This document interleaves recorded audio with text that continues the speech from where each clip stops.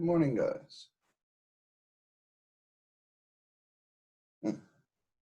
So, today I want to talk to you about section 4.5. We can solve a whole bunch of problems, but first I want to get into some of that curve sketching stuff. So 4.5, like I said, doesn't really have anything new. It's all just combinations of things that we've done elsewhere in chapter 4. So there really isn't much to do as far as a proper lecture is concerned. But I do want to go through kind of the process that I use to sketch a curve like that. And show you how good those results can be. And do one or two little examples. And then if there's time, we can go back and look at whatever homework problems you guys would like to look at. So real quick, let me bring this up too. I'm pretty sure they have that same algorithm here.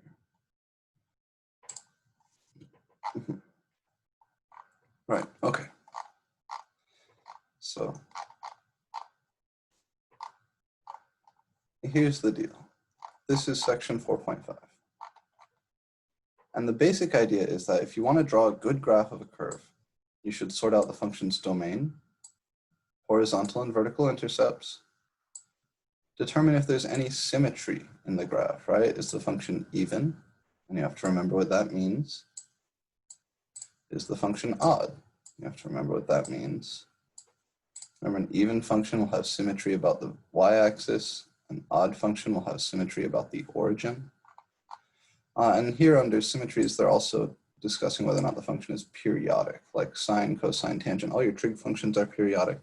And for you guys, those are really the only periodic functions you know, but there are other periodic functions. So first, domain, intercepts, symmetry, asymptotes. This is the sort of shit that you did in pre-calculus. When you were asked to graph rational functions, for example, you would always sort out the domain, any vertical or horizontal asymptotes, find any intercepts, x or y intercepts.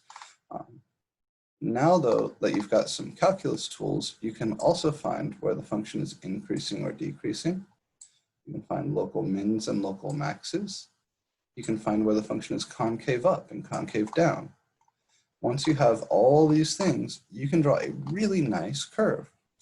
There's something in here that I'm not going to beat you over the head with, and those are what are called oblique asymptotes or slant asymptotes. These sort of require long division. You'll encounter these when you talk about certain rational functions, right? Functions where the top and bottom are both polynomials.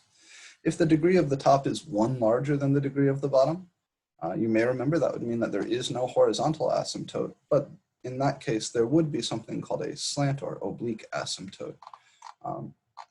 So don't worry about those for now. I just want to run through this process once or twice with you guys for a few specific functions and see how we do.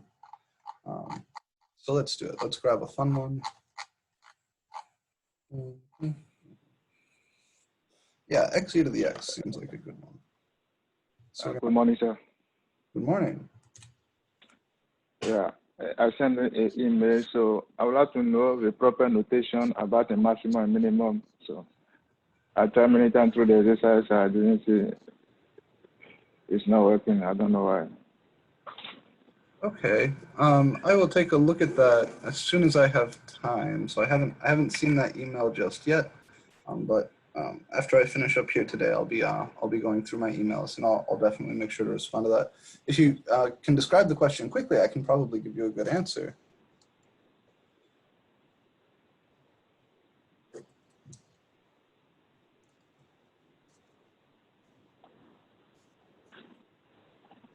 So what specifically were you wondering? Yeah, it's about a question 13b, when they say find the local minimum values. So the local minimum values is x equal to 3, and then the y is minus 45. So when I enter, it says it's wrong. I don't know the good notation. If I ask what is the local min, that means I want the y value. If I ask where is the local min, that means I want the x value. So when they ask for the min value itself, they're asking for the y value. Okay, only the y value. And if they ask for the location of the min, then they're asking for the x value.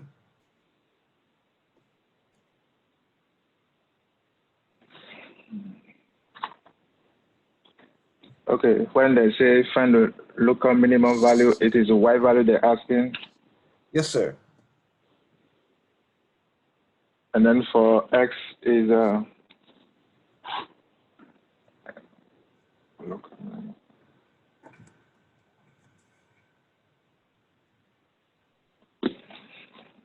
Okay, thank you. Of course. So right here, just for folks who are coming in a little bit late, I'm going to lay out that same procedure from the textbook, right? Because this is definitely something that should be in our notes. If we want to draw a really nice graph of the function f of x, first we find the domain.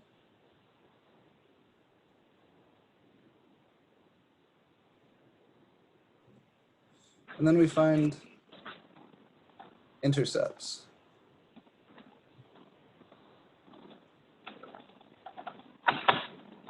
Then we find the asymptotes.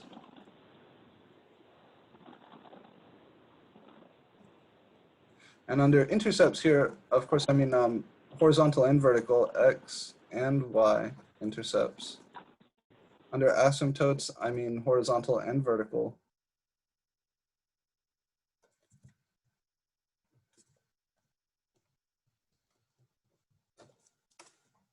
And in a pre-calculus class, this was pretty much it. After you had these things, you would try to draw me a nice graph, and you could do a pretty good job. But now we can do much better. Now we can also find intervals of increase and decrease. And underneath this, you can find local mins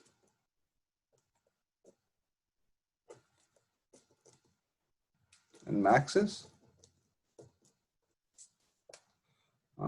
And if you wanted to, you could also try to identify absolute mins and maxes at this step. But you really don't need that for the purposes of drawing a good graph. So because we're just laying out the procedure for sketching a graph, I'm not going to say you need to find absolute mins or maxes. But what you should then do is find intervals of concave up and concave down. So we get the calculus involved, right? And calculus will help you draw a better graph. So I want to do this for one or two functions. And really, that's all section 4.5 has. That's it. That's the whole game. Those last two items there, though, those are a big deal. If you forget this, then you can come back into your textbook, page 316. I guess it starts on 315, and they lay it out for you here. And they also have some details that I'm not writing in. So, oh, what did I skip? I skipped symmetry here, didn't I, also? So intercepts, asymptotes. You could insert something in here also. Find domain, let's put it here. Find domain and symmetry. All right. So here's your nice toolbox for graphing a function.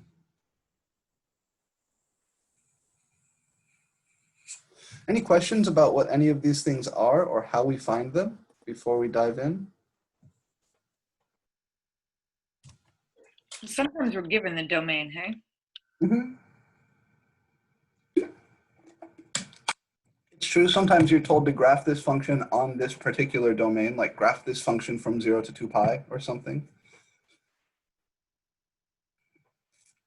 In those instances, though, you still want to make sure that there aren't any further domain restrictions. Like if I ask you to graph the tangent function from negative 2 pi to 2 pi, there's a whole bunch of vertical asymptotes in there. There's a whole bunch of numbers between negative 2 pi and 2 pi for which the tangent function is undefined. So you still want to, even if you're given a particular set on which to graph the function, you should still ask yourself the domain question because there might be further restrictions beyond what's given that come from the function itself.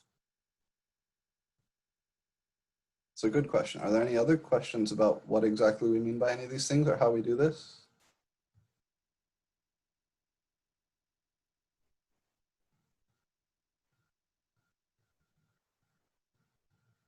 Okay, let's give it a shot.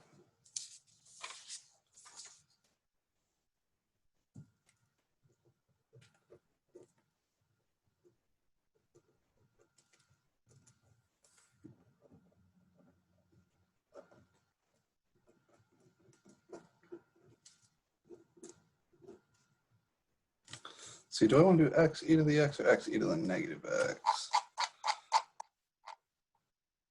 All right, we can do x e to the x, that's fine. They're both interesting. So first I should find the domain.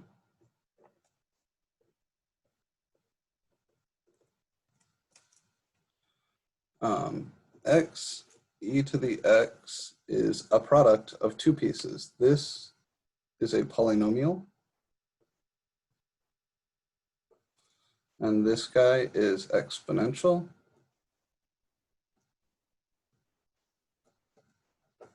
And both have domain, both have no domain restrictions, no domain issues.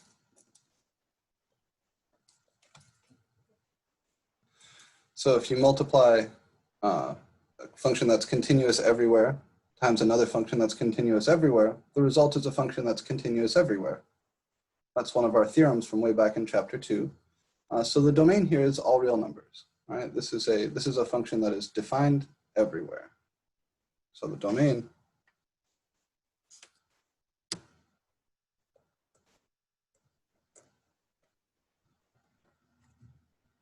is negative infinity to infinity, or all real numbers. If you want to write all real numbers in a kind of shorthand, that's this Blackboard bold R. Symmetries here, we want to look for any symmetry.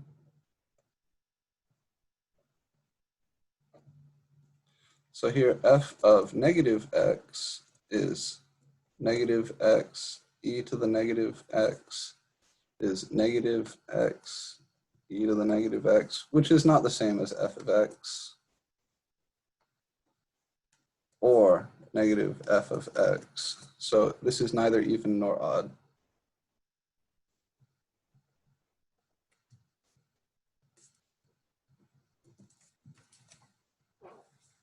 So remember, if f of negative x is equal to f of x, then your function is even, and you can expect y-axis symmetry. If f of negative x is equal to negative f of x, then your function is odd, and you can expect origin symmetry. This guy has neither of those, because f of negative x looks like this. If it was just negative x e to the x, that would indicate an odd function, right? But the negative x up here shows me that it's not. So we don't have either of those symmetries, neither even nor odd. Intercepts. To find x-intercepts,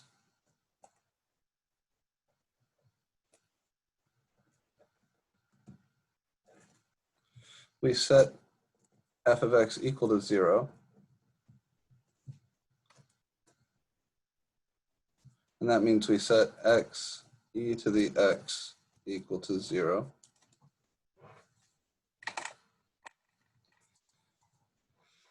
So this is a product of two things equaling 0. So I can set each of them to 0 on their own.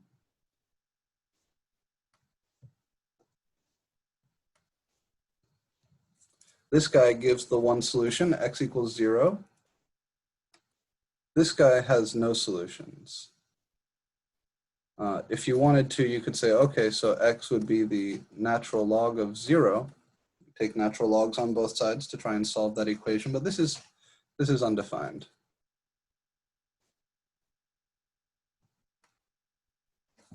So no solutions from him.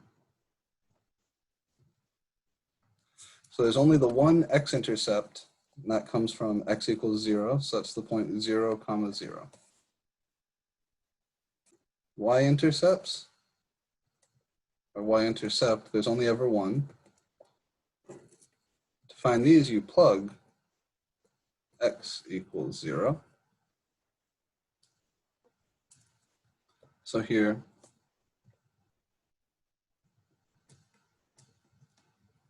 f of 0 is 0 times e to the 0, which is 0 times 1, which is 0. So in other words, the x-intercept and y-intercept come from the same point. So far, all still just algebra stuff.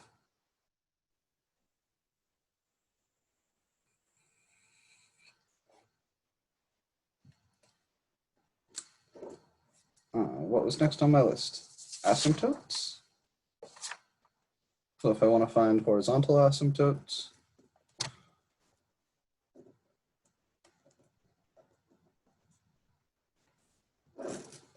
I look at the limit as x goes to plus and minus infinity of f of x. I have to look at those two limits separately. This is just how we find them. So the limit as x goes to plus infinity of x e to the x, well, that's infinity times e to the infinity. And e to the infinity is infinity. So this is infinity times infinity, which is infinity. So no horizontal asymptote on the right.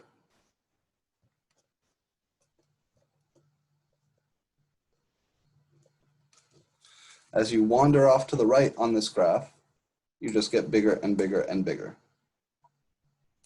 On the other hand, as you wander off to the left, the limit as x goes to negative infinity of x e to the x. This is more interesting. This looks like negative infinity times e to the negative infinity. That's negative infinity times, what is e to the negative infinity? What does this piece do? What does e to the x do as x goes to negative infinity? Does it approach it to 0? Yeah, right? Remember the graph y equals just plain old y equals e to the x. Looks like this. So as you go to the right, e to the x goes to infinity, but as you go off to the left, e to the x goes to 0. So this is negative infinity times 0, which is an indeterminate form. This is why we had to talk about L'Hopital's rule before we could do this. This is an indeterminate form. So to find the horizontal asymptote on the left, we actually need L'Hopital's rule. In particular, it's an indeterminate form. It's a specific kind of indeterminate form. Does anybody remember the name for this indeterminate form?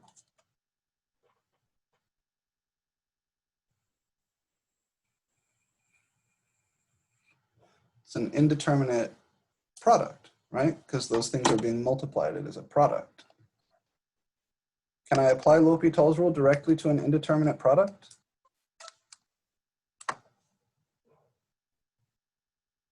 Can I like differentiate this and try again? Does that work? Yeah. Almost, right? Not quite. There's only one kind of indeterminate form I can apply L'Hopital's rule, and that's an indeterminate ratio, right? A fraction. So I have to rewrite this as a fraction before I can use L'Hopital's rule. And Oh, infinity over infinity and 0 over 0. Is that right? right. Yeah, exactly. So I can either shove the x downstairs as a 1 over x, or I can shove the e to the x downstairs as a 1 over e to the x. I'm going to do it the second way, just because we've done it the other way so many times. I don't want to confuse you. Let's do this in steps. So in order to use L'Hopital's rule, I'm going to rewrite this as limit x to negative infinity, x divided by 1 over e to the x. So I'm shoving the e to the x downstairs. Now here, the top goes to negative infinity. The bottom, I'm still just going to do some more algebra. 1 over e to the x. I can write that. And notice I'm writing my limit everywhere. I'm not getting lazy. You should do the same. 1 over e to the x is e to the negative x.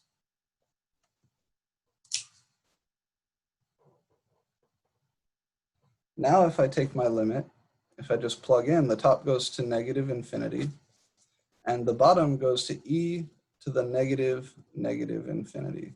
Well, that's negative infinity over e to the positive infinity, which is negative infinity over infinity. So 1 over e to the x is the same as e to the negative x. That's just an algebra thing.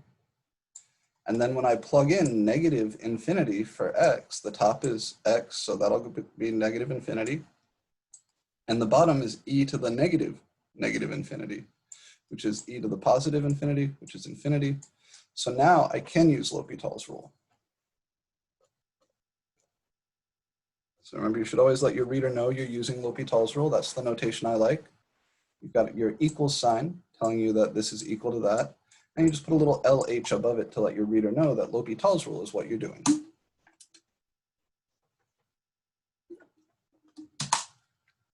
L'Hopital's rule says, if you get something like infinity over infinity or 0 over 0, you can take the derivative of the top and the derivative of the bottom and try again. The derivative of the top here is 1.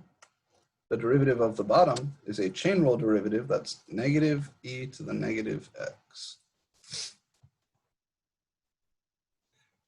And then you can try taking your limit again. So as x goes to negative infinity,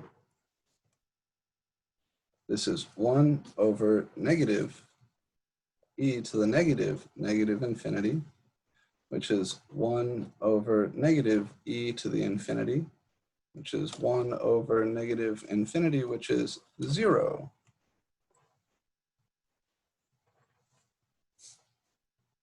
So there's no HA on the right, but on the left, as x goes to negative infinity, f of x goes to 0. So this is your only horizontal asymptote.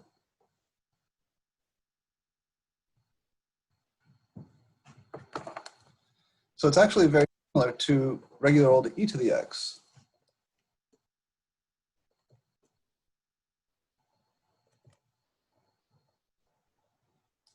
And it's coming from this work.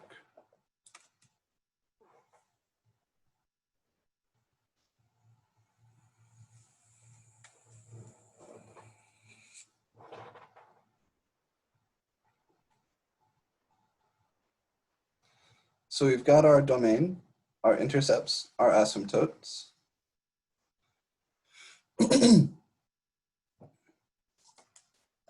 Now we want intervals of increase and intervals of decrease.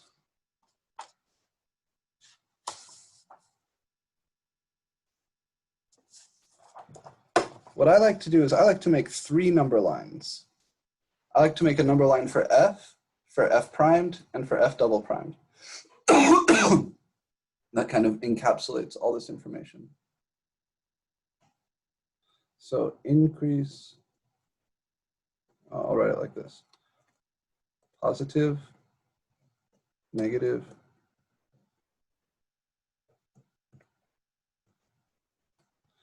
increase, decrease, concave up, concave down.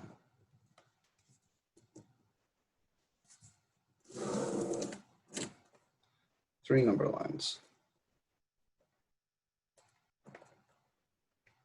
One for f,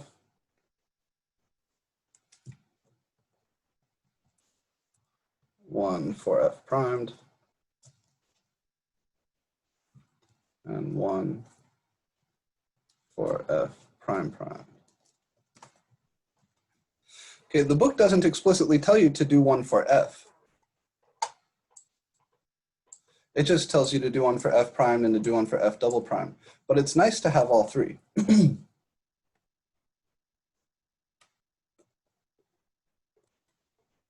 The number line for f itself is not too hard because you've already found the places where f of x is equal to 0. So f of x is equal to 0 right here at 0. And if you plug in a number to the left of 0, over here if I test x equals -1, then what do I get? F of -1, remember f of x is x e to the x. So f of -1 is negative e to the -1, which is negative. So f itself is negative to the left of 0 and positive to the right of 0.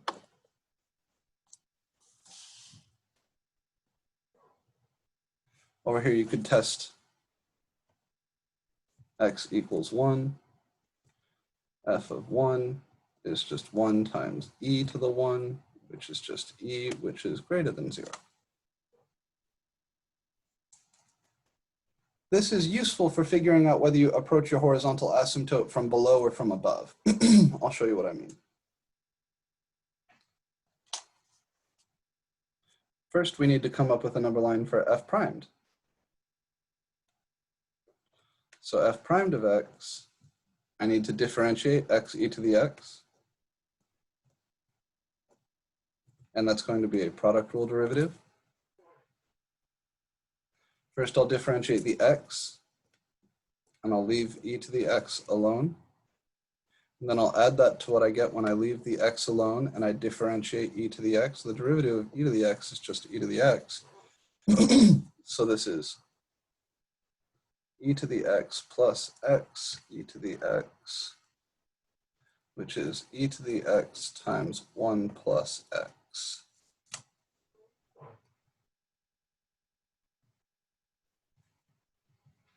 So my critical numbers, the places where f primed is capable of changing sign. This piece is never 0. He doesn't give us any critical numbers. He's also never undefined.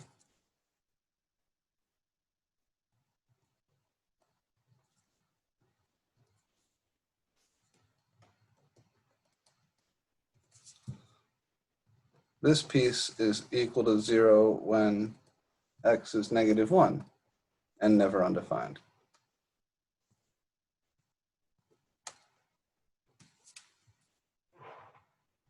So the only thing that goes on my number line for f primed is -1.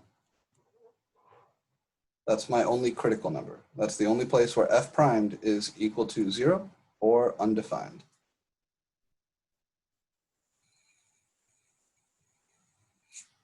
To the right of -1, you could test x equals 0.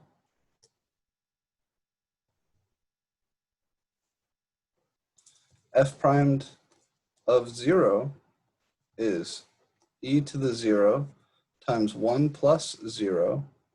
E to the 0 is 1. So that's 1 times 1, which is 1, which is positive. So f primed is positive over here. And if you like, this is a multiplicity 1 factor. So you can know, just like I knew here before I even wrote down the test point, that this would be positive, I can know that this would be negative because I'm jumping over a root that comes from a multiplicity 1 factor. Or you could test -2.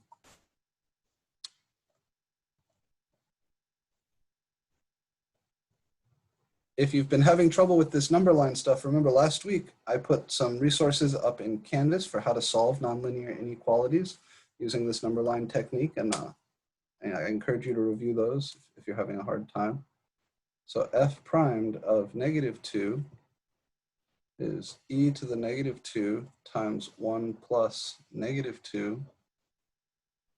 That's e to the -2 times -1, or negative e to the -2.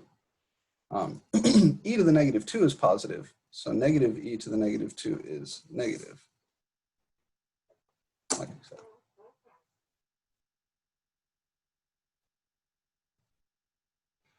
So f of x is decreasing from -∞ to -1 and increasing from -1 to infinity. I'll summarize all this after we finish our third number line for f double prime. So first we calculate f double primed. To do that, I need to differentiate f primed. And f primed was this guy.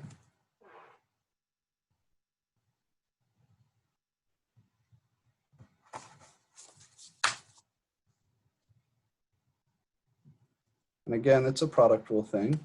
I'm going to differentiate this and leave this alone. The derivative of 1 plus x is 1. Plus, now I leave the 1 plus x alone, and I differentiate e to the x, but the derivative of e to the x is just e to the x. And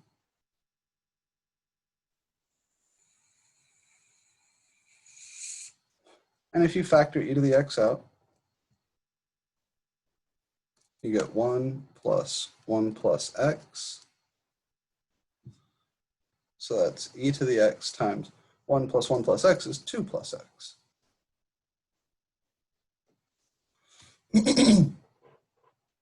So the critical numbers for f primed, the places where f double prime can change sign, just -2.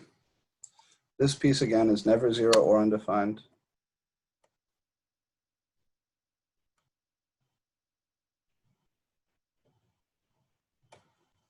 This piece is equal to 0 when x is -2 and never undefined.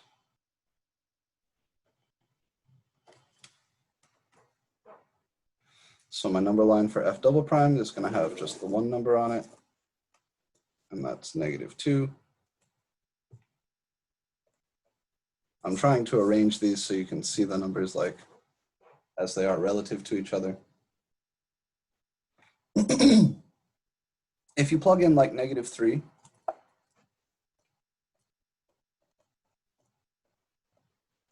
then you'll see that f double primed of -3 is e to the -3 times -1, which is -e to the -3, which is negative.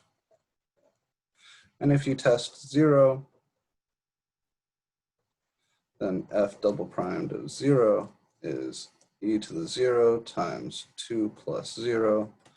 That's just 2, which is positive. So here are my three number lines. Number line for f, f primed, f double primed.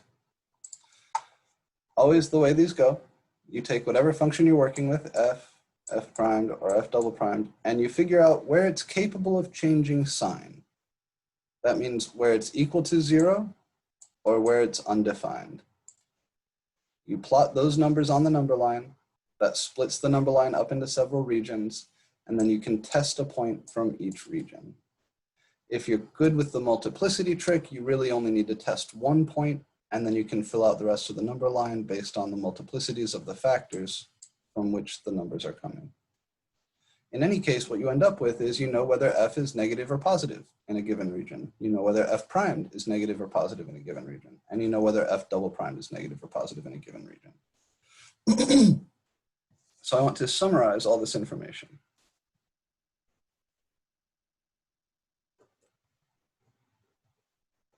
So the summary from the number lines. I'm going to chop the real line in each of these places, -2, -1, and 0.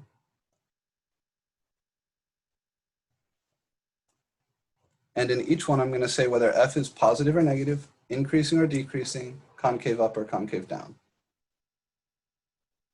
So over here, from -∞ all the way up to -2, f will be negative because f is negative everywhere to the left of 0. So f of x is less than 0 over there. Also, f primed is less than 0.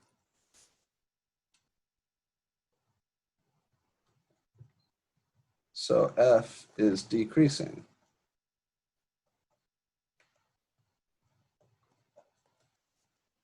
And f double primed is less than 0. So F is concave down.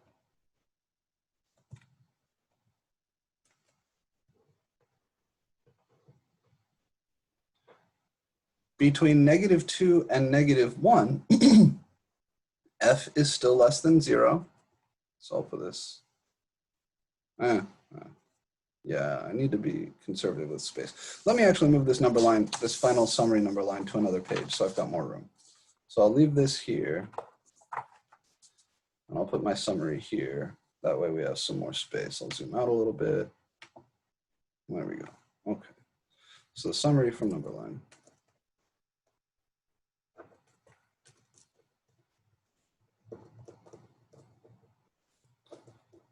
This is going to do increasing, decreasing, concave up, concave down.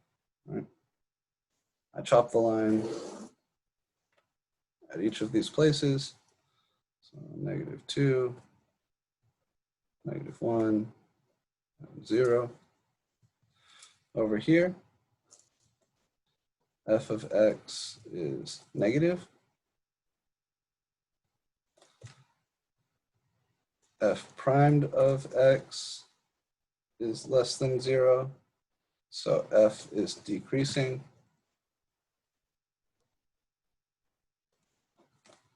And f double primed of x is less than 0.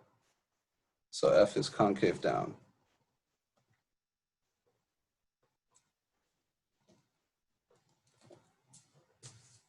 Okay. Between -2 and -1,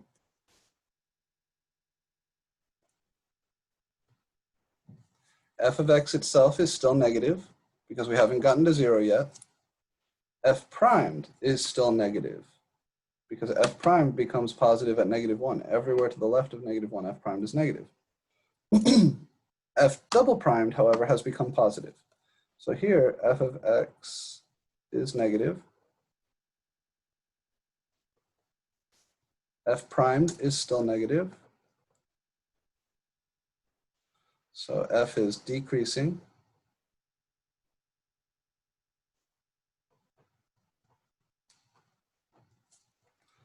F double primed has become positive though. So f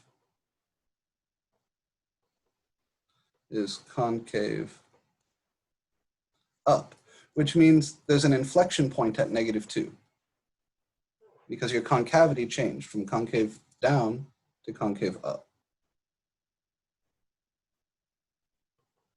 Now at -1, f of x is still negative.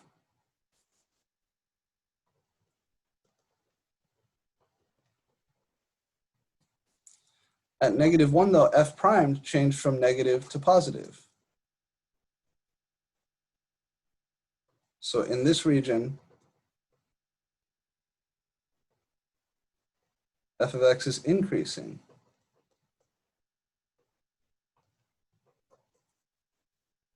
And f double primed is positive. So f of x is concave up.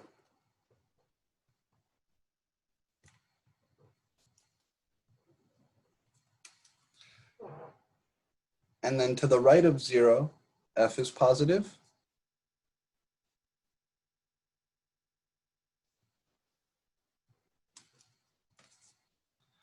F primed of x is positive. So f is increasing.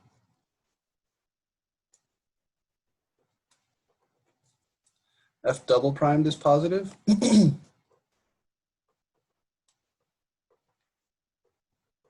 So f is concave up.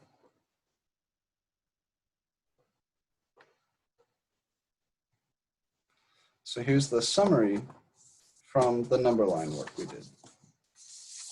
And I'll zoom in so you can read all of these things. And I want to take a second to answer any questions you have. So each of the numbers from our 3 previous number lines get a spot on this summary number line. Some people do this in a table. I think your book does this in a table, and that's fine too. In each of these regions, I ask whether f f prime, and f double prime are positive or negative. To the left of -2, all three of these number lines are negative. To the left of -2, f double primed is negative. -2 is somewhere over here, so f primed is negative. And -2 is somewhere over here, so f itself is negative. So to the left of -2, all three of these guys are negative. F of x, f primed of x, f double primed of x. F of x being negative just means the curve is going to be below the x-axis. F primed being negative means the curve will be decreasing. And f double primed being negative means the curve will be concave down. In the region between -2 and -1, f of x is still negative. F primed of x is still negative, so f is still decreasing. F double primed of x, however, is positive. So that means f is going to be concave up. That means you've got an inflection point right here.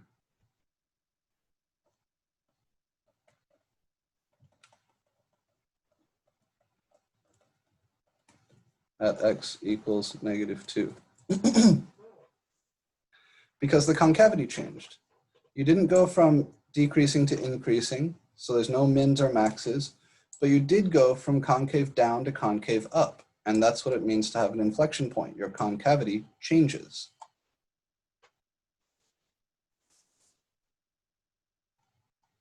Nothing else changed though. Now, as we go to the region between -1 and 0, f itself is still negative. F primed goes from being negative to positive, right? Over here, f primed is negative, so we are decreasing. Over here, f primed is positive, so we're increasing. So not the concavity that changed here, but the increasing decreasingness changed here. So if I go from decreasing to increasing, I'm going downhill, downhill, downhill, downhill, then I turn around and I go uphill, uphill, uphill, uphill. That means I had a local min.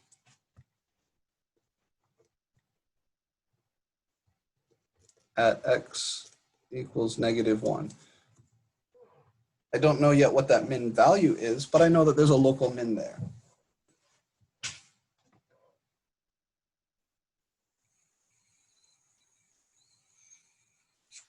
And then at 0, f itself goes from being negative to positive. F primed stays positive, so f is still increasing. F double primed stays positive, so f is still concave up. So what happened here is I had an x-intercept. So each of these numbers is something special on the graph, and we can look and see what's going on in each region. That will help us draw the graph. Questions about this summary? Can you say again why the local min's at x equals -1? So we're going from, so at x equals -1, we go from being decreasing to the left of -1 to being increasing to the right of -1. Right. Okay, cool. Yeah, and the only way to turn around from going decreasing to increasing is to roll through a min. So I want to find the y values of these interesting points. I know that this one is 0, 0. I already found him. But this guy, I would like to find the y value. So f of -2, that's -2 times e to the -2. There's really no nicer way to say that, is there? So the point, so the IP is -2, -2 e to the -2. And my local min is at -1. F of -1 is -1 times e to the -1. That's negative e to the -1. So my min is the point -1, negative e to the -1. So I've located the IP and the min. And now I put all this together into a graph.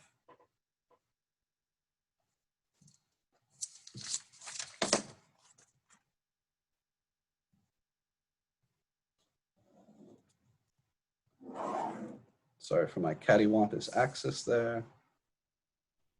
So I'm going to mark off these important numbers like -2 and -1.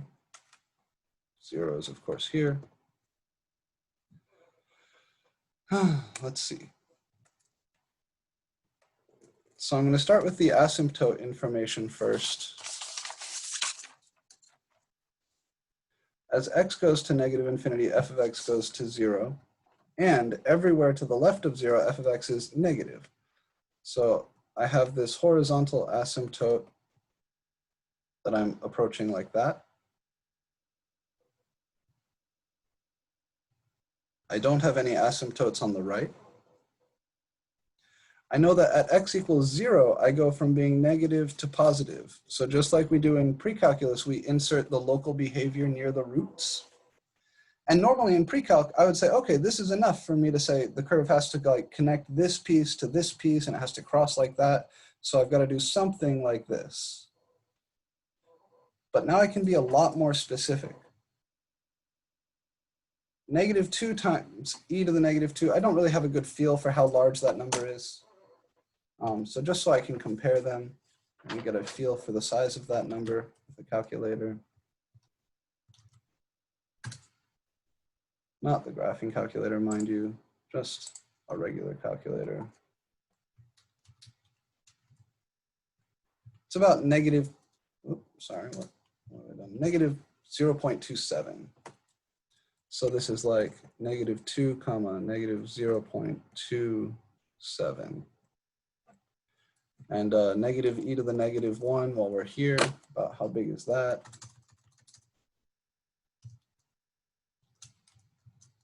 It's about -0.36. -0.37 really, if I round there.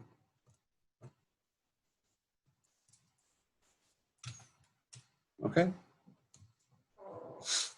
So this is negative, but it's not as big as this.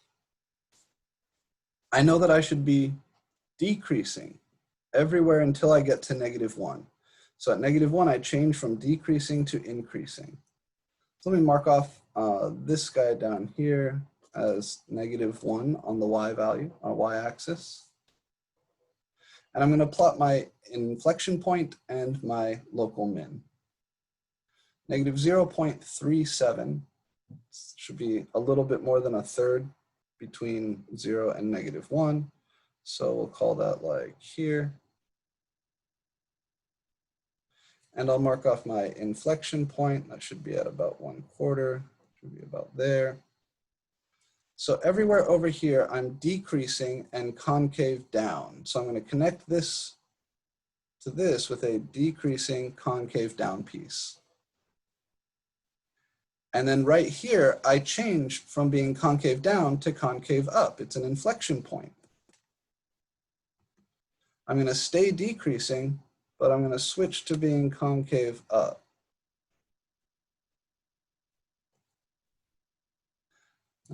Big fat points. And then here I've got a local min where I change from being decreasing to increasing. And then here I know I just continue blowing up. I get bigger and bigger and bigger. So this is a really nice graph of x times e to the x with all the good shit correct. We've got this inflection point where I go from being concave down to concave up. I've got my local min where I go from being decreasing to increasing. And all of it really comes from this summary of the number line work. Now we also had the horizontal asymptote. The way I knew to start by drawing in this little arrow pointing to the left over here is because I knew that as x goes to -infinity, y goes to 0.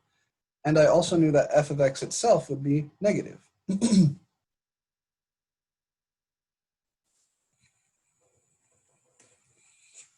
F of x itself changed from being negative to positive there at 0. That was my intercept. But this is a startlingly good graph by hand. Let's compare to the graph I would get from Desmos.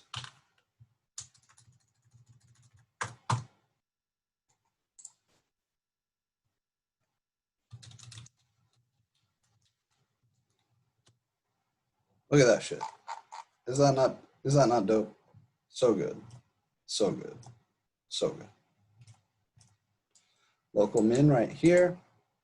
Changing concavity right here. It's very nice.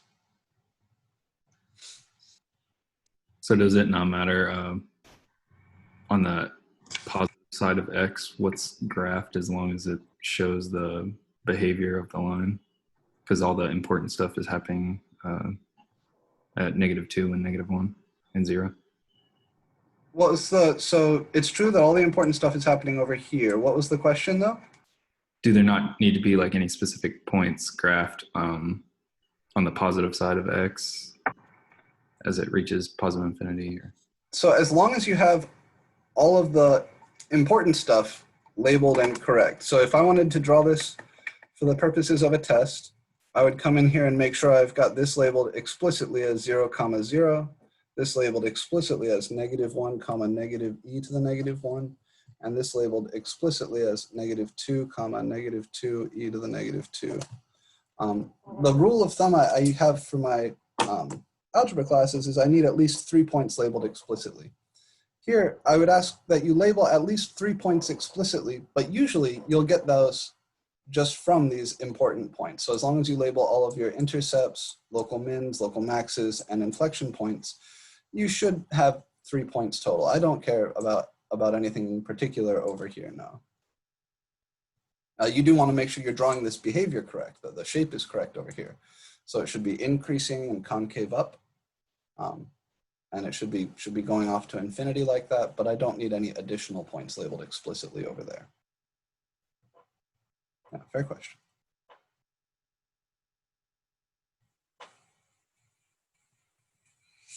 Okay, so that was me going through this very, very slowly and very, very carefully because it's the first time we've done it. Our goal is to get this thing. This is the thing that has all the goodness in it, right? So I want to run through this one more time. I want to do at least one more example with you guys. How's our time doing today? 10:39, plenty of time. So let's do one more. First though, any questions about how we got any of these things? I can put the first page back up if you would like that. Or the page where we did the individual number line work.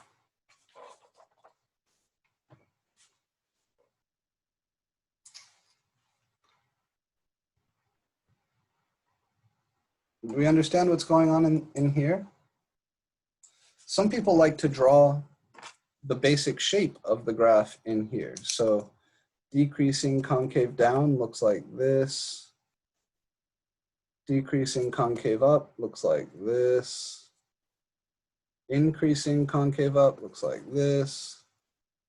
And this is still increasing concave up, so that's still like this. Some folks, that helps them. Right, you can see like that this is an IP, because if you connect a piece like this to a piece like this, it looks like an inflection point. You can see that this will be a local min, because if you connect a piece like this to a piece that looks like this, it's got to be a local min, that sort of thing.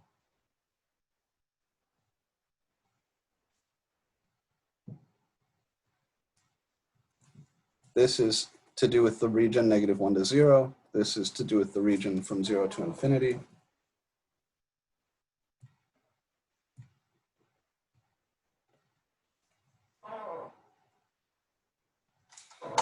So any questions at all about what this number line is saying? Or where that information came from?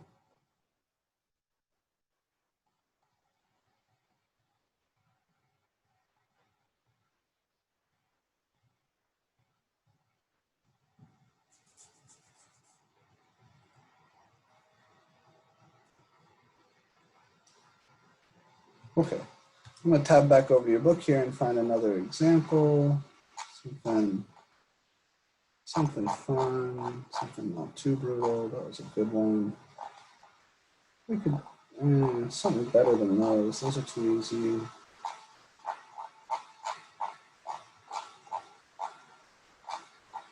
a little too easy.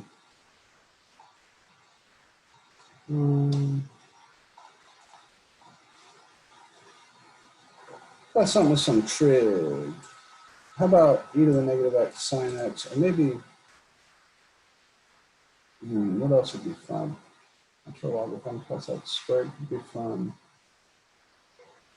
Sine squared. Tell you what, let's do a polynomial example. That way we can move through it a little faster, and then we'll do an example that mixes the trig stuff in. Do we have any polynomial examples here? No. Fuck it. How about 22?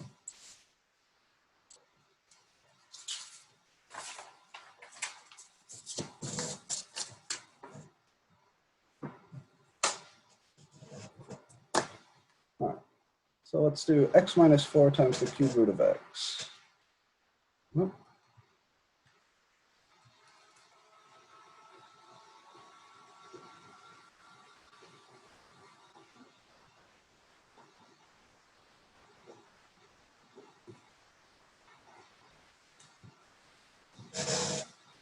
All right. So domain.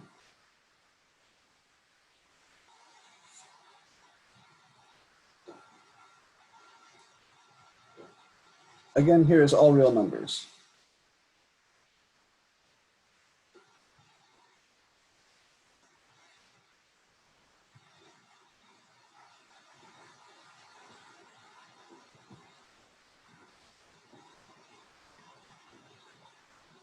If this were an even root, then I would have to restrict to just the non-negative reals. I'd have to throw away anything that's negative.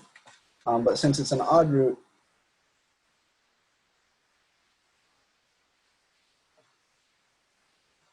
there's no restrictions. Any symmetries?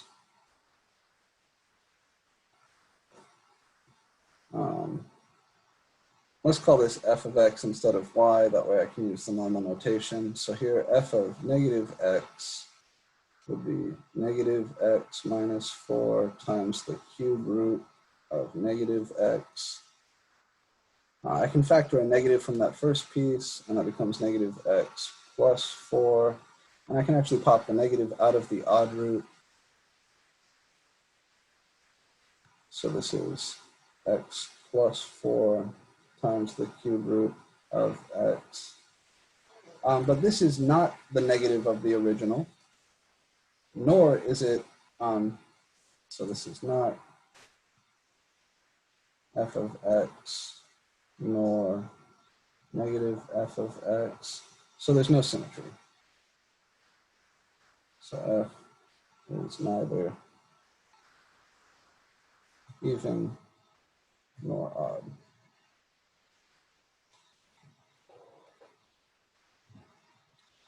All right, any intercepts?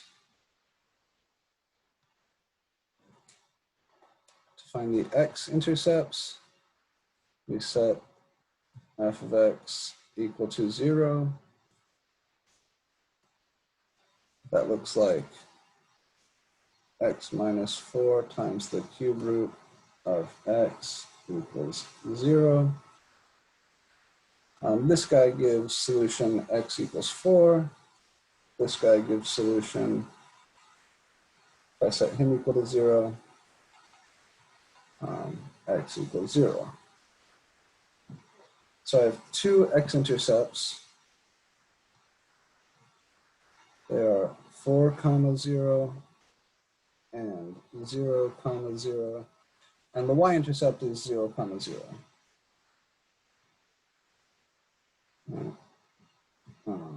We plug x equals 0 to find y-intercept, so f of 0 here. We already know it's going to be 0 from this previous work, but that's okay. So this is 0 minus 4 times the cube root of 0, which is negative 4 times 0, which is 0.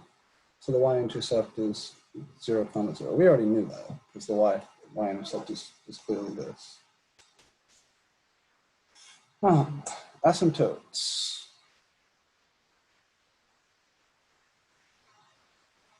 Can I ask you what it says at the end of domain? Cube root x is An odd root. an odd root. Oh, okay. And that's why it's to the positive infinity. Yeah, so the odd root doesn't give me any restrictions, any domain restrictions. So if you think back, the way I describe these in algebra classes, I talk about domain red flags, things that you can do to piss off a function. So things you can do to piss off a function are like divide by 0 or plug a negative number into an even root. If this were a square root, like if this were a 2 or a 4 or a 6, then this would give me a domain restriction. I would have to throw away all the negative stuff. But since it's an odd root, he doesn't care. Because then it would be an imaginary number. Mm-hmm. If it were even. Okay, cool. Thank you. Yeah, exactly. And in this class, we just stick to real number stuff. Asymptotes here. I don't think this guy is going to have any asymptotes. The limit as x goes to positive infinity of f of x is the limit as x goes to positive infinity of x minus 4 times the cube root of x. That's like infinity minus 4 times the cube root of infinity. Infinity minus 4 is infinity, and the cube root of infinity is also infinity. So as x goes to plus infinity, f of x also goes to plus infinity. And then separately, we look at the limit as x goes to negative infinity of f of x.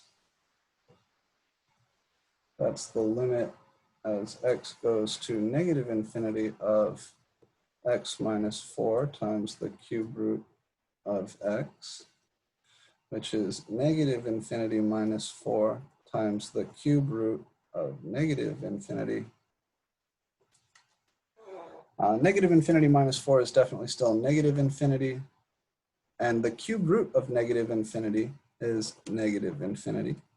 So this is positive infinity. So as x goes to negative infinity, f of x goes to positive infinity. This is the end behavior, right? So in other words, my end behavior here is up on both sides. As we go off to the right, we go up. As we go off to the left, we go up. And I don't have any vertical asymptotes here because there's nothing that would give me a vertical asymptote, like a natural log or a variable downstairs. So this is all the work for horizontal asymptotes. So there are no HA and no VA. But we do get the end behavior, which is still nice. What else do we want from this stuff before we get into the calculus? Am I missing anything? I don't think so. So we can jump to taking derivatives.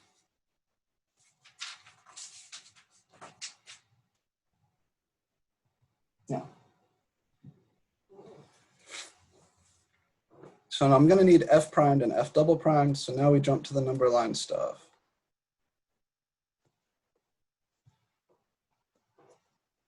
The number line stuff requires f primed and f prime primed. So I'll go ahead and do the calculations for f prime and f prime prime here, and then I'll put the number line stuff on the next page. F primed of x is what you get when you differentiate f. So that's x minus 4 times the cube root of x, all primed. Now remember, the cube root is the same as the 1/3 power. So I'll rewrite this real quick as x minus 4 times x to the 1/3, all primed. And that's a product rule thing. Doing good on time. All right. Derivative of x minus 4 is 1. So this is 1 times x to the 1/3 plus, now I leave the x minus 4 alone and I differentiate x to the 1/3. That's going to be 1/3 times x to the negative 2/3. So 1/3 minus 1 is negative 2/3. So this is x to the 1/3 plus x minus 4 over x to the 2/3. Oh, and there's a 1/3 factor here, so the 3 comes downstairs with him.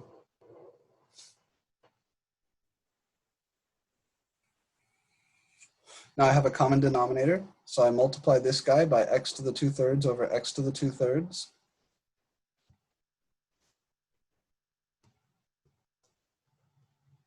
3x to the 2/3, sorry, I need a common denominator. So I multiply by 3x to the 2/3 over 3x to the 2/3.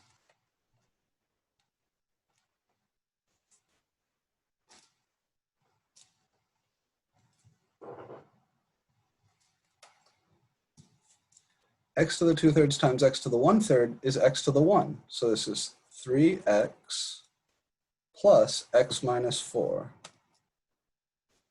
all over 3x to the 2/3. And then I can combine my like terms. That's 4x minus 4 over 3x to the 2/3. That's my first derivative.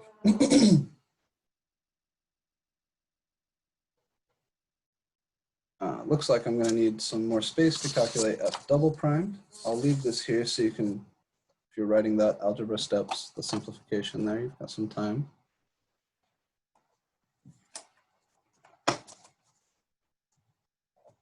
To calculate f double primed, I'll use the quotient rule on this. I can actually factor a 4/3 out, so I'll do one more little simplification step here. I can factor a 4 from the top and I get x minus 1, and I've got my 3 downstairs, that's x 3 times x to the 2/3.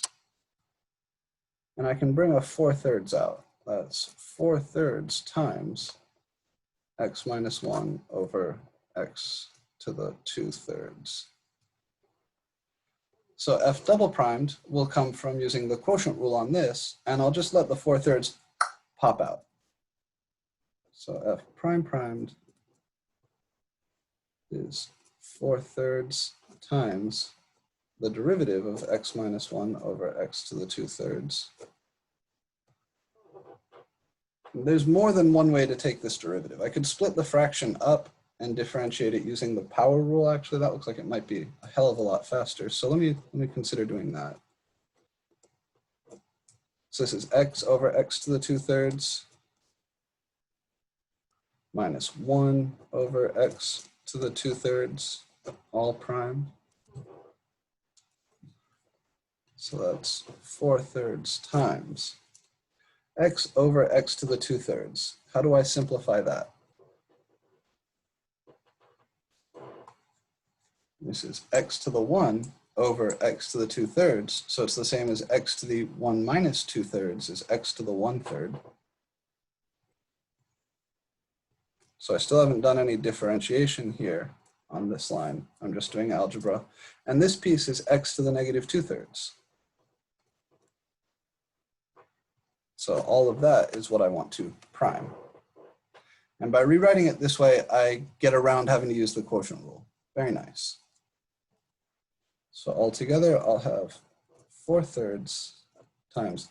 Now the derivative of this is 1/3 x to the negative 2/3 minus the derivative of this is negative 2/3 times x to the, let's see, if I subtract 1 from 2/3, from negative 2/3, that's 3/3, that'll be negative 5/3.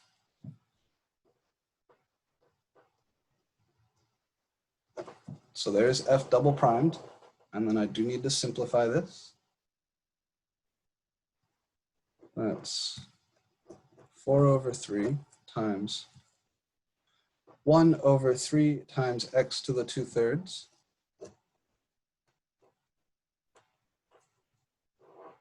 minus minus here makes plus 2 over 3 times x to the 5/3.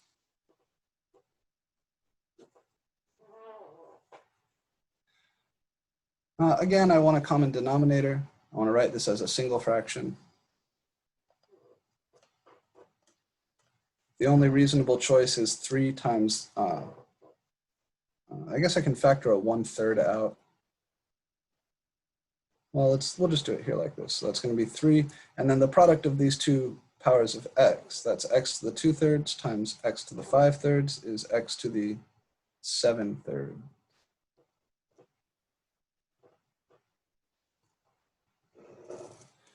Upstairs here, I have x to the 5/3.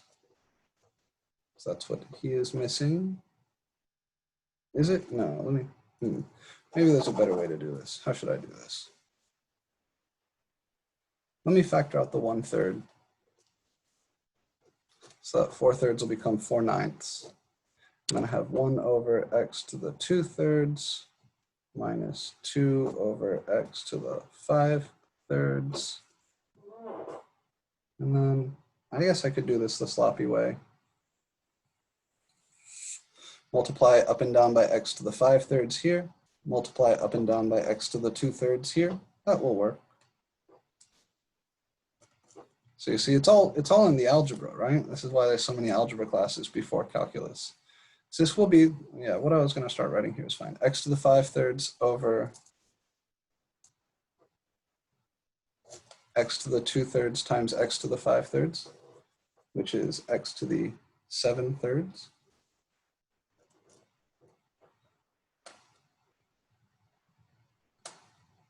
That was 2 plus 5 is 7. And then minus 2x to the 2/3 over x to the 7/3. So that's 4 over 9 times x to the 5/3 minus 2x. Minus 2x to the 2/3 all over x to the 7/3. Whew, what a mess. All right. Is there anything we can do to clean this up? I would like to think that there is. So this is the cube root of x to the 7. This is the cube root of x to the 5, cube root of x squared.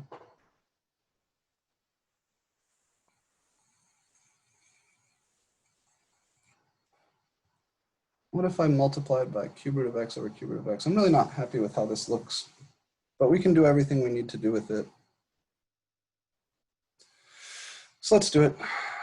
My number line for f primed, we'll make the 3 number lines. So number line for, well, critical numbers. Let's do that first. So f of x is equal to 0 at when x is equal to 4 and x is equal to 0.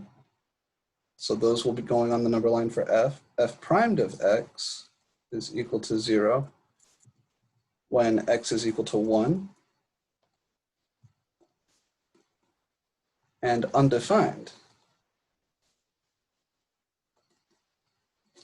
when x is equal to 0.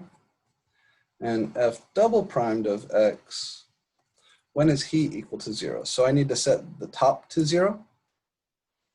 And then I'll need to set the bottom to 0 to find when he is undefined. So f double primed is equal to 0 if and only if the top is 0. So that means x to the 5/3 minus 2x to the 2/3 is equal to 0. And there's not a whole lot I can do with this. So you can remember that this is the same as the cube root of x all to the 5 minus 2 times the cube root of x to the 2 equals 0. And you can make a little substitution for the cube root. So this is like u to the 5 minus 2u squared equals 0. You can factor u squared, and you get u cubed minus 2 equals 0. U is the cube root of x, so this is the cube root of x all squared times the cube root of x cubed is just x. So f double primed is equal to 0 when x is equal to 2 or when x is equal to 0.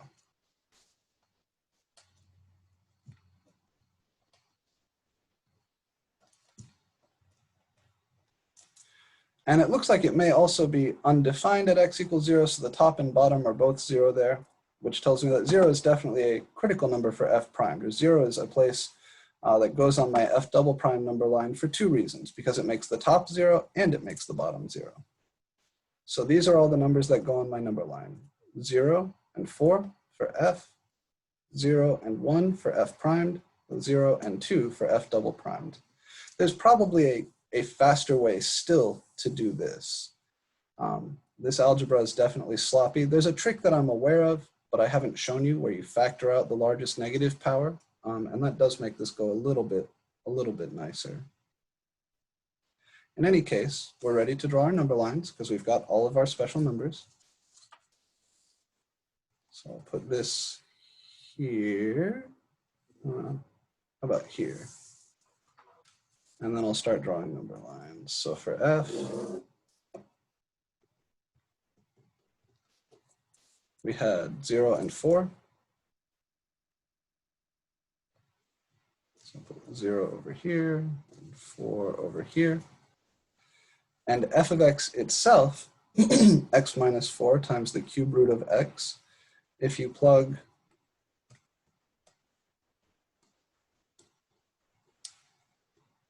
if you test something to the left of 0, like -1, then this piece will be negative and this piece will be negative. So over here, if you test x equals -1, f of -1 is -5 times -1, which is greater than 0. So you're positive over here. In here, if you were to test x equals +1, then you would have f of 1 is -3 times +1 is negative. And over here, if you were to test x equals 5, then you would have 1 times the cube root of 5, which is greater than 0. So that's your number line for f. And that's a multiplicity of 1 up top, or no, because you have that cube root squared? So this piece, I could argue, is an odd multiplicity factor because it is a power of 1. The cube root isn't a polynomial, so the term multiplicity doesn't really apply to it. So in this case, I would actually use a test point on either side of 0 just to be safe. I do happen to know that the cube root changes sign at 0, so I could treat this like an odd multiplicity factor, but it's technically not an odd multiplicity factor because it's not a polynomial. So only polynomial factors have that multiplicity rule. So the safe thing is to test a point, but from jumping over the 4, I could use the multiplicity trick because this piece is definitely a multiplicity 1 factor. Thank you. F primed. Let's draw his number line. On the number line for f primed, we have 1 and 0.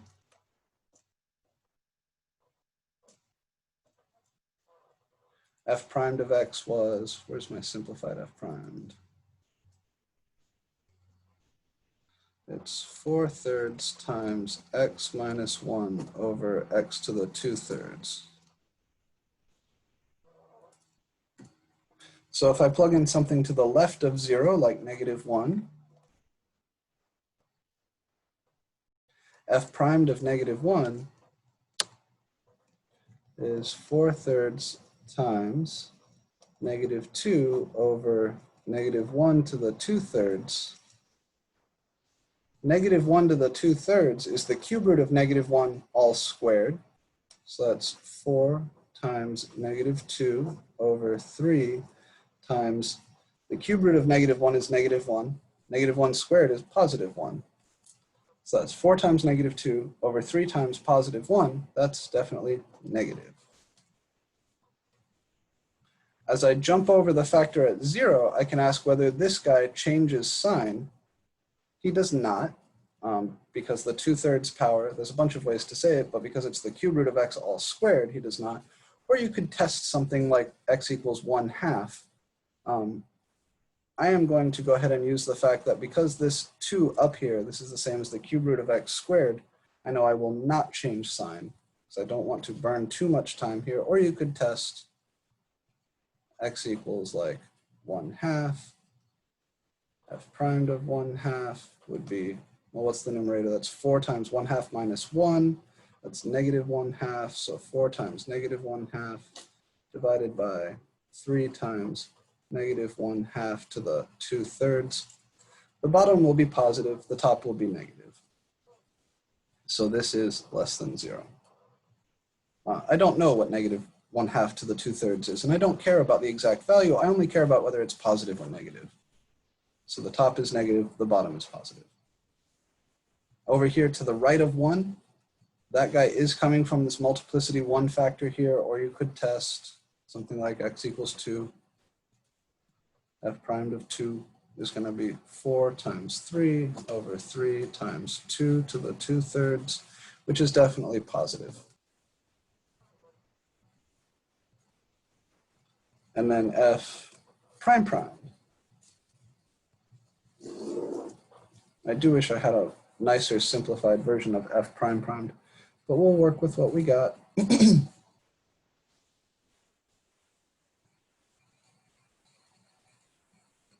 So my interesting numbers here were 0 and 2.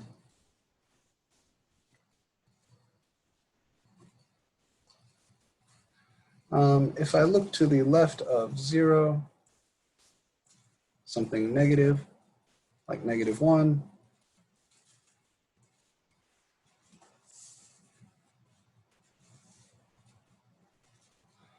negative 1 or negative 2 or negative 1. Negative 1's easier. F prime primed of negative 1. Where's my nicest F double primed? Okay, let's use this one. Can you use the u squared? That's a good question. Well, this is just for the numerator, and I made a substitution, so I really shouldn't use that. But I think the easiest form for me to plug into is probably going to be this, where is it? This one. Mm-hmm. Or this one. Let's use this one. Yeah, I like the 4/9. So I'll write down F double primed of x is 4/9 times 1 over x to the 2/3 minus 2 over x to the 5/3.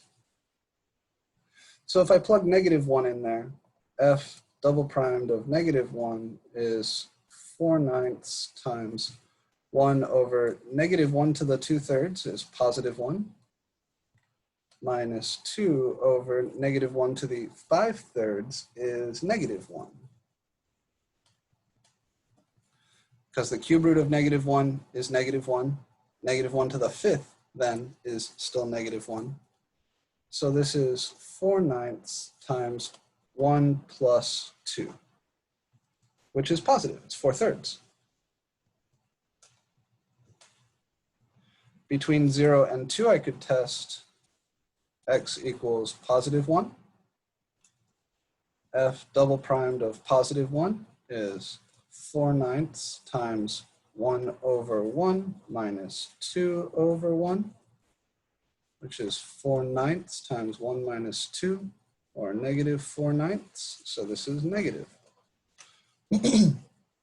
And then to the right of 2, I could test something like 3 or 4. I would like to test a perfect cube, if I'm honest, because of the cube roots there. So let me test x equals 8.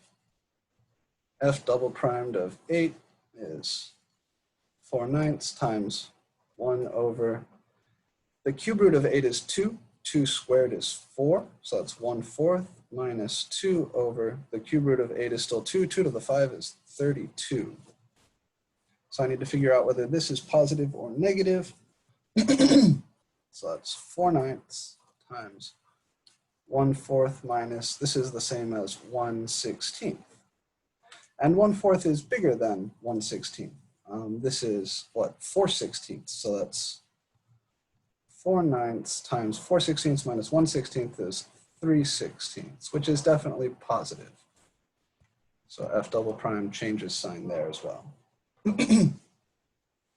I do feel like it's frustrating me that I haven't done it, but we can get a factor of x minus 2 out of this if we fiddle with the algebra well. So here are my number lines. I can summarize them.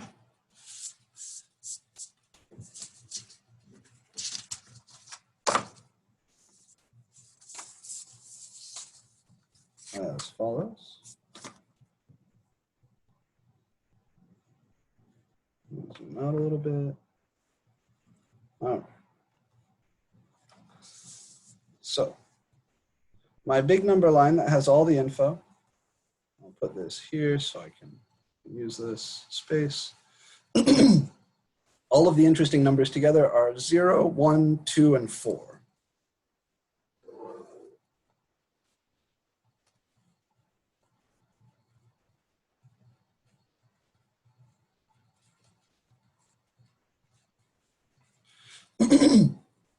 And in each of these regions, I want to know whether F is positive or negative, increasing or decreasing, concave up, concave down.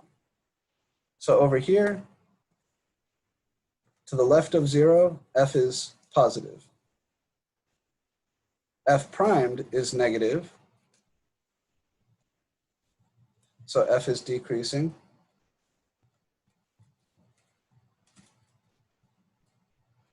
And F double primed is positive,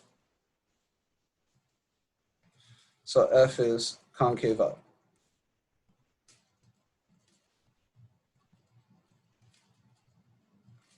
So over here we are decreasing and concave up, which looks like this. Between 0 and 1, what's happened? So F is negative now. F primed between 0 and 1 is still negative. So F is decreasing.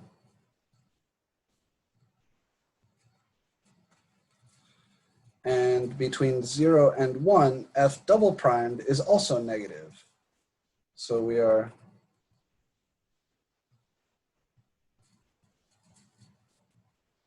concave down.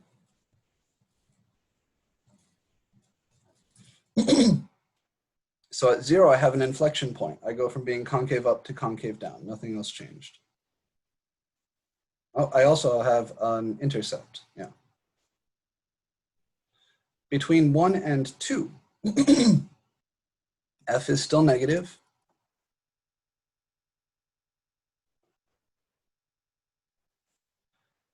F primed between 1 and 2 is positive. So F is increasing.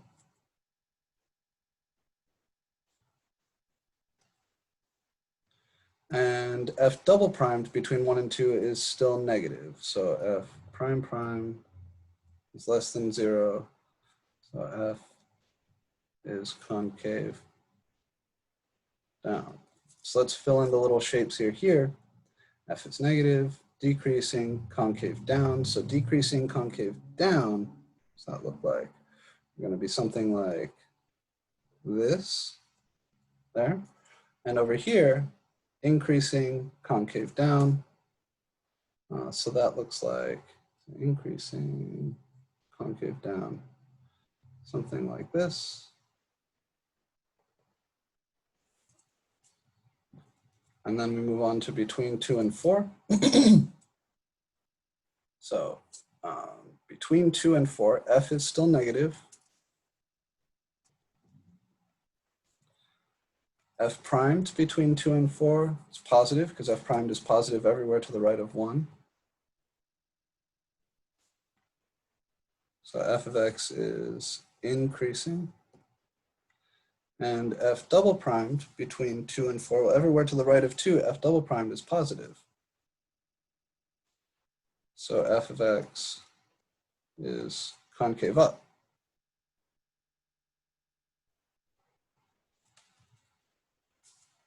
And then to the right of 4, so what does this look like? Increasing concave up. Looks like this. And then to the right of 4, what happens? F becomes positive. Everybody else stays the same. So F primed is still positive. So F is increasing.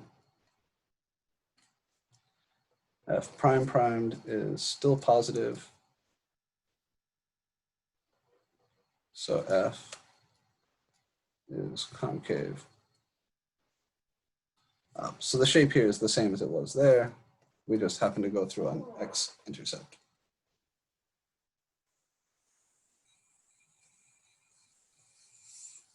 Fairly complicated behavior.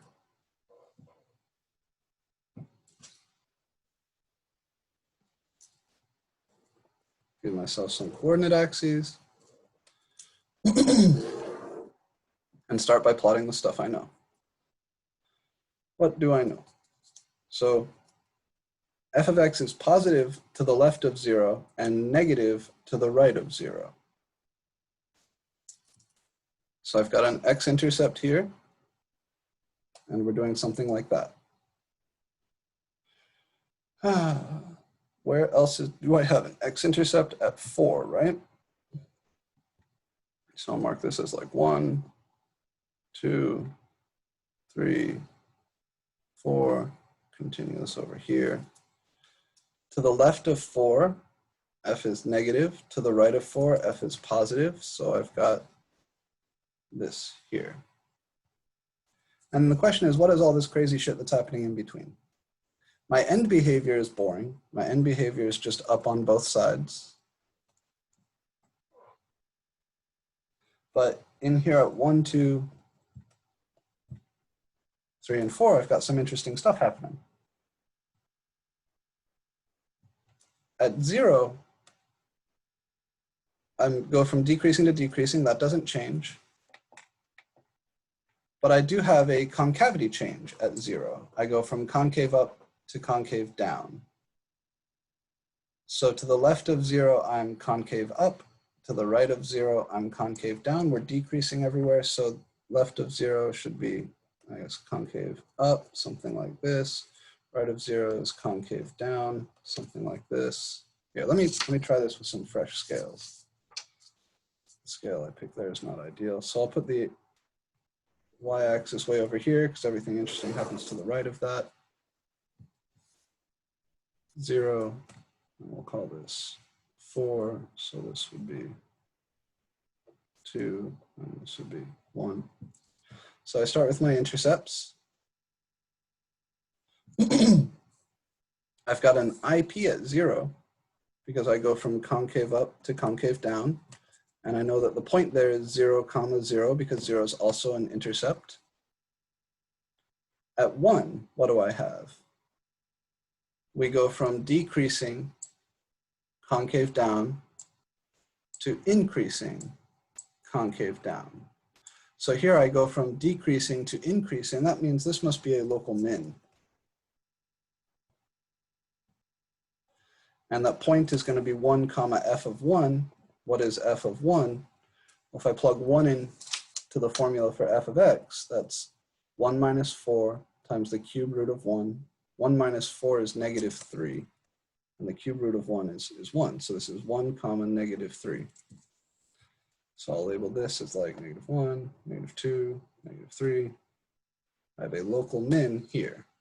So this is an IP and an intercept. This down here is a local min.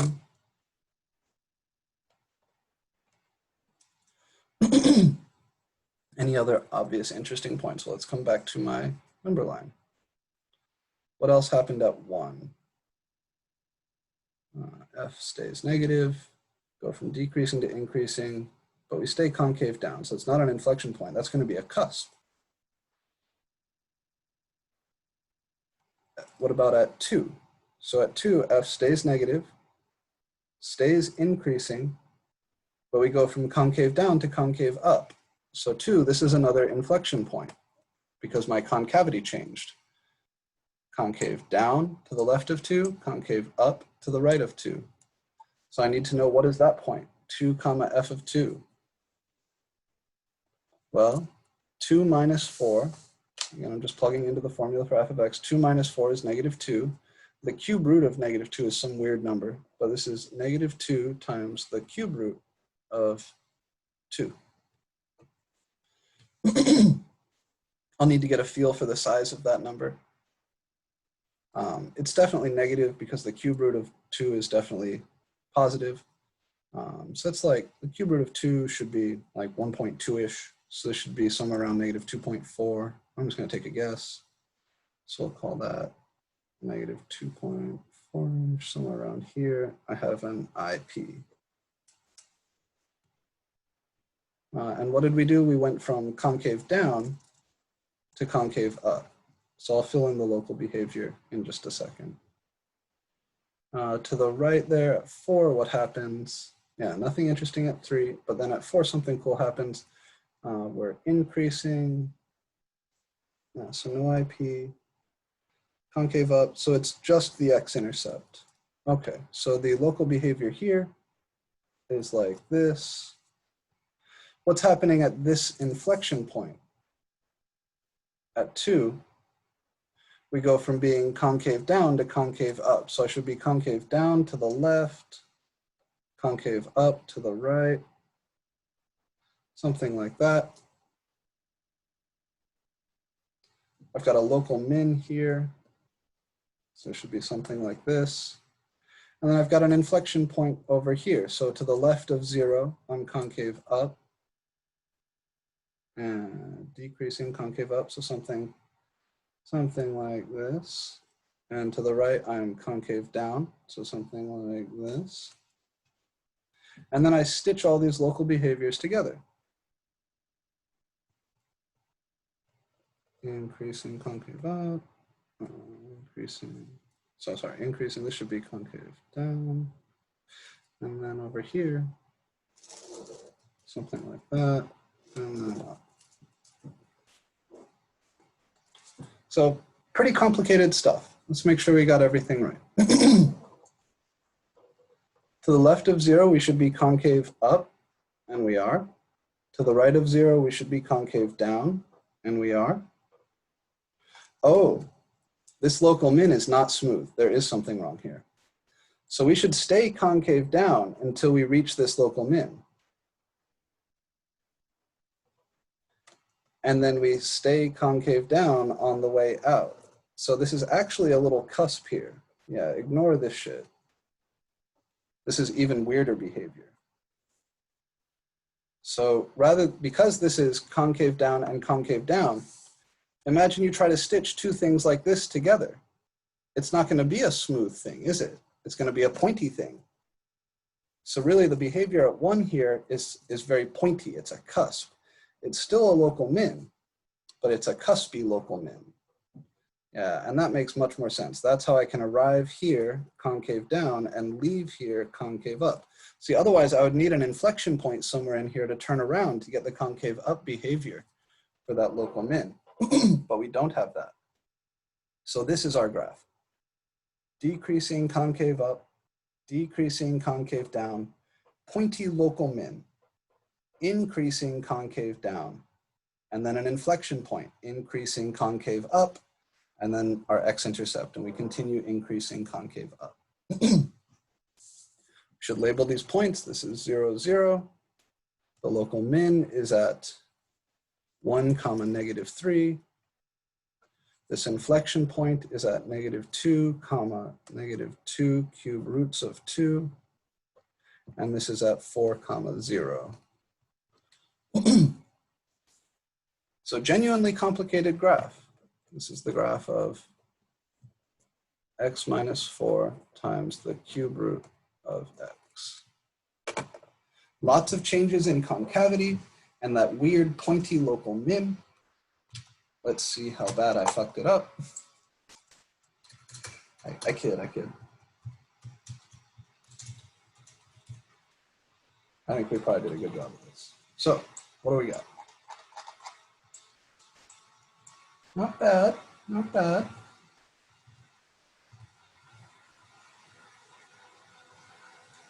this guy, they're showing us smooth. Here's our inflection point. Over here, looks like I might have messed up F double prime.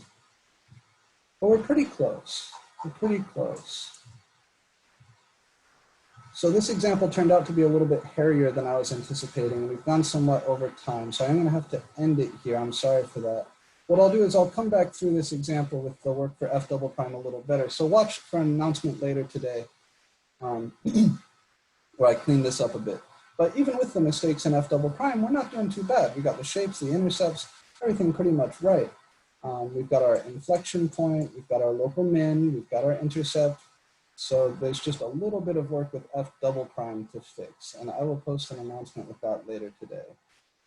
So continue working through the homework, please. The study guide is out and it's all 4.5 stuff. I don't think anything I gave you is quite this bad.